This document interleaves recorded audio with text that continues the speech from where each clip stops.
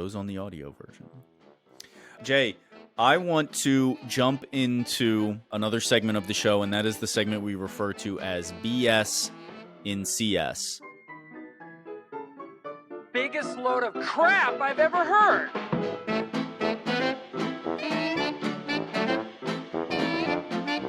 Number one bullshit. Oh, number one bullshit. Jay, if you could choose one, what is the trend, catchphrase, or otherwise related to customer success that you would like to see done away with forever? There is a secret sauce to calculate churn. And that is actually, how would I say? There are many ways where that is said, right? But if you do X and Y, you're going to avoid churn. If you do Y and R, you're going to avoid churn. Okay. It's like I was reading your mind. And so it's funny because I always say, like, I've been in this space, and so I've learned a lot about machine learning and modeling and how that really speeds time to manufacture batteries and many other things out there in consumer electronics and the automotive industry. But one of the things that I think about is that machine learning and modeling is very much like that secret sauce, right? And it's going to depend on where you are. It's going to depend on what your objectives are. It's going to depend on your organization, right? Every organization is going to be different. And essentially, you have to look at your metrics and find what metrics best match churn. And then you have to now take the churn that occurs and compare it to that baseline that it is that you develop. And you can develop that manually, right? You can have an in-house person come in and develop a software that ingests that. Or there's tons of CS secret programs out there where you input it and it outputs information for you. And so what you must do is you must build your own model and you must train against your own model and understand that as you escalate and as you elevate within your organization, that model will change. And you cannot compare where you are to an older model. You have to adjust your model as well. And so that is my approach on churn. And that's one of the BS and CS that I see all the time. Everybody, I even see it in marketing. Like I went to a conference and folks are like, we can help you limit churn. We can help you avoid churn. How can you help me avoid churn, right? When you don't know anything yet, right? So how's about, let's talk about what you think you would do to help me, avoid churn. And I'm like, well, that might not apply for me, right? And so it's interesting, but I think that that's a big one. No number is really going to tell you. You really want to know who's going to churn? And someone said this. I can't recall her name, but I apologize for not mentioning your name here. But she said it during a conference. She said, you want to know what churn looks like? Talk to your CSM because they're going to know who's going to churn. I do think the best way to determine the leading indicators for churn are in researching customers that previously churned.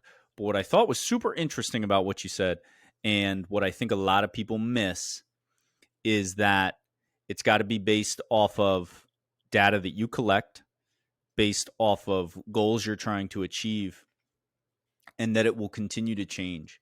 And it will continue to change for a number of different reasons. The first one is because the reasons, as your product evolves, so are the reasons for churn. They will evolve. But I think the other one is what I think a lot of folks miss is how critical it is to continue to measure your data in the same way. Because if you take a cohort and you create a benchmark for leading indicators for churn, and then you change a bunch of shit, including your product, including the cadence at which you communicate to your customers, including the way in which you communicate ROI and all of those things. Some of that is going to have a positive impact. Some of it's going to have a negative impact. And if you are not measuring all of those changes as they occur, first of all, you have no way of measuring how it is how you positively or negatively impacted your churn. But then you lose complete sight of what your benchmark was. I agree. It's a scientific process. You got to know where your control variables 100%. are. 100%. You're right, and you bring up an interesting point, attesting to almost the uniqueness of my role and the space that I'm in. my so we have different types of segments. The research and development folks are doing tons of different types of testing. So it Mm-hmm. requires the most support. They're also the smallest income accounts, which is really interesting Mm-hmm. because the highest income accounts require support, but it's a different level of support. It's a technical support to ensure streamlined pipeline, right? Yep. And so it's just interesting because what you use, and to circle it back to your statement, uh, what you use for a research and development company may not particularly apply. That same mode and method of attack isn't going to apply for your enterprise customers. You know, you might sink your ship. Of course, there are certain common denominators, right? But the overarching equation isn't going to be exactly the same. Well, it's like a standard aphorism to say that managing a small customer versus managing a big customer, like the big customer is not proportionately more difficult to manage. The value is outsized compared to the post sales effort in a lot of cases, not always. I think also completely unrelated, right? You and I have completely different business models that we work within. I Hmm. have customers, some of my biggest customers, software customers, have dedicated support teams internally that a portion of what they do is support my software. And so they I get less tickets from them proportionally than I do from my smaller guys because they're just more sophisticated in the way they support their folks.